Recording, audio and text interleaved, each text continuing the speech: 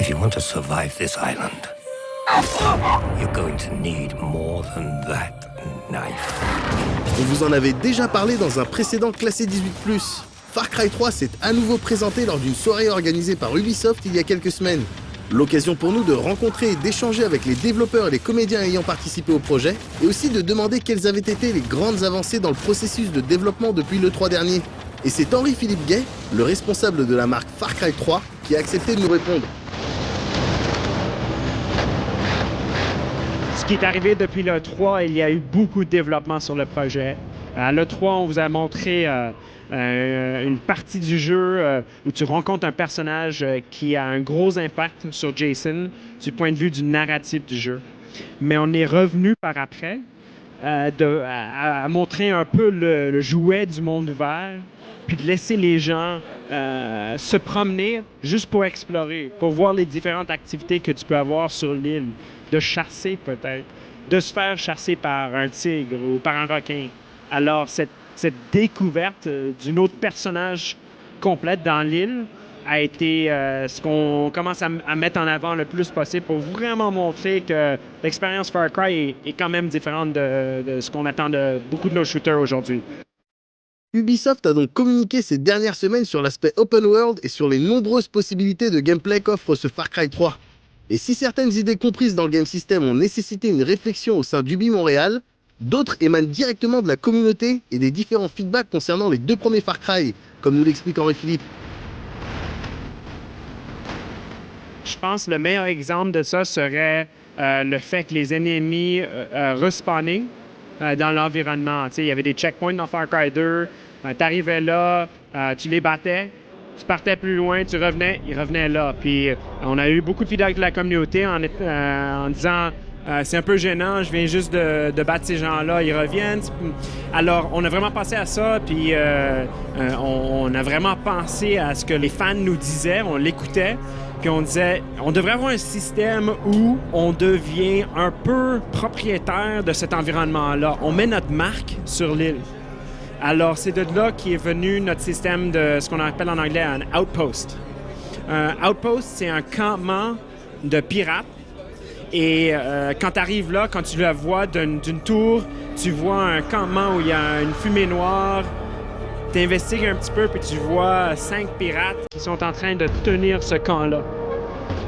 Si tu regagnes le camp, tu les bats, tout à coup, les rebelles de l'île, les gens sur ton côté, viennent reprendre cette base-là et ont un effet sur l'environnement immédiatement autour du campement. Alors, on retrouve dans ça un moyen de prendre un certain ownership, de faire ta marque sur l'île et assurer que non, ça ne va pas être des respawning checkpoints. Ça va être toi qui va devenir éventuellement la personne qui contrôle la plupart de l'île. Outre toutes ces idées enthousiasmantes sur le papier, Far Cry semble également disposer d'une histoire et d'un univers tout aussi enthousiasmants, le tout supporté par des personnages travaillés. Pour le coup, Ubi a sollicité différents comédiens pour interpréter ces personnages, et contrairement à ce que l'on pourrait croire, tous les rôles n'étaient pas forcément écrits à l'avance. They torture, they murder, they have no remorse. J'ai vu le process avec les comédiens et on travaille main en main avec les comédiens, mais ça a été une expérience différente par rapport aux autres projets sur lesquels j'ai travaillé. Ce qu'on a fait très souvent, c'est qu'on a, dans notre studio de mocap, on a éteint les caméras, on a vu la performance des gens, puis on les a peut-être poussés un peu trop loin. On a fait des séances un peu longues, puis on commençait à voir dans l'acteur des fois une certaine frustration ou une énergie qui venait, soit à cause de la fatigue ou à cause des répétitions. Puis on a creusé là-dedans. On a vraiment pris l'acteur comme personnage, puis on a incorporé cette énergie-là dans le développement du personnage. Normalement, un personnage est écrit, est scripté et est livré à l'acteur. Dans ce processus-là, on a fait plus une boucle avec l'acteur pour assurer que lui, en tant que tel ou elle, puisse incorporer leur personnalité, surtout sous duress, dans les personnages du jeu. Le personnage que j'avais fait l'audition pour, c'était une personne dangereuse mais il était pas émotionnel. Il était très stoïque en anglais, c'est-à-dire très calculateur, très froid. Et je voulais apporter quelque chose de différent. Je voulais vraiment m'exprimer à travers. Je trouvais le texte était bien et j'avais apporté ma propre saveur. J'avais mis l'accent espagnol aussi. Et c'est ça qu'ils ont aimé finalement. Mais ils ne voulaient pas changer le personnage qu'ils avaient écrit, donc ils m'avaient offert un autre. Au début, c'était que de l'improvisation. Après ça, on a fait des répétitions de scènes avec de l'improvisation et les écrivains étaient là. Il y avait Lucien Sulban qui a écrit le Definition of Insanity. On est devenus de très bons amis. Lucien, si t'écoutes, salut. Je suis un fan de ton travail. Et il était là avec moi dans la salle et au fur et à mesure que j'improvisais, il réécrivait le scénario. Et quand on a commencé à tourner les autres scènes, le scénario était déjà écrit, mais on avait beaucoup de liberté au niveau de l'improvisation et du placement. Et j'ai trouvé cette expérience-là très encourageante. Ça m'a vraiment permis de me mettre là-dedans parce que j'ai senti que je contribuais de ce niveau-là aussi. Michael Mando interprète donc le rôle de Vass, l'un des personnages les plus fucked up de l'île. Son monologue sur la Definition of Insanity dans un des trailers de Far Cry 3 a d'ailleurs marqué plus d'une personne. Did I ever tell you the definition of insanity? Chose étonnante, c'était une balle de tennis qui lui donnait la réplique. Tu sais, j'ai beaucoup aimé la balle de tennis en fin de compte. J'ai vraiment aimé parce que c'est... je pouvais imaginer à qui je voulais parler vraiment, et je pouvais imaginer cette personne-là à la place de la balle de tennis. Pour le reste des scènes, c'était des acteurs qu'ils avaient embauchés pour jouer les personnages. Et le jeu, c'est le même.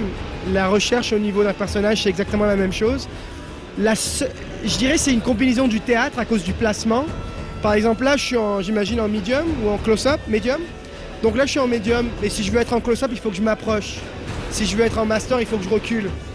Donc c'est vraiment l'acteur qui choisit quel médium il veut être, à quel niveau de la scène. Donc c'est super intéressant pour un acteur. Et c'est l'intimité du cinéma avec on fait qu'une prise. Donc de A à Z, c'est la même prise, il n'y a pas d'interruption, on ne peut pas choisir la meilleure prise d'une autre. Donc ça, c'est comme le théâtre. Donc c'est les deux, je dirais, c'est le théâtre et le cinéma, avec une petite saveur du jeu vidéo qui est qu'on porte un costume, qui n'est pas les habits du personnage, avec un casque et une caméra, que normalement le personnage ne porte pas. Donc ça, c'est le nouveau challenge du jeu vidéo. La préparation du comédien est donc à peu de choses près identique, quelle que soit l'industrie. Même si travailler pour un jeu vidéo reste une expérience plutôt unique. On est tous êtres humains, je crois qu'on se comprend entre nous. Et c'est pour ça, je crois qu'il y a des acteurs qu'on aime regarder et tout, parce qu'on est capable d'avoir une connexion humaine avec. Et je crois que de pouvoir apporter des êtres humains dans des personnages qui sont avant peut-être en digital, ça peut apporter une connexion à certains moments qui est plus forte. Et je crois que ce qui est vraiment beau aussi, c'est qu'on peut garder ce qu'on veut de l'être humain et on peut changer ce qu'on veut aussi en digital. Donc on peut même prendre deux êtres humains. Tu sais, j'ai vu des personnages qu'ils ont fait où le personnage ne ressemble pas à l'acteur. Et j'ai demandé d'où vient l'influence et ils m'ont dit. Et je me suis dit, ah ouais, c'est un mix de ces trois personnes, tu vois. Donc je crois que c'est vraiment un univers sans limite. Et c'est fascinant. You are a warrior. You are Rakyat. Disponible le 30 novembre prochain sur PS3, PC et 360, Far Cry 3 va tenter de se démarquer des autres FPS grâce à sa dimension open world, son aspect survie et son univers exotique à plusieurs égards. On espère donc que l'on aura affaire à quelque chose de massif et de carré, et on vous en reparle de toute manière à l'occasion de la critique diffusée très prochainement dans Classé 18+. But down here.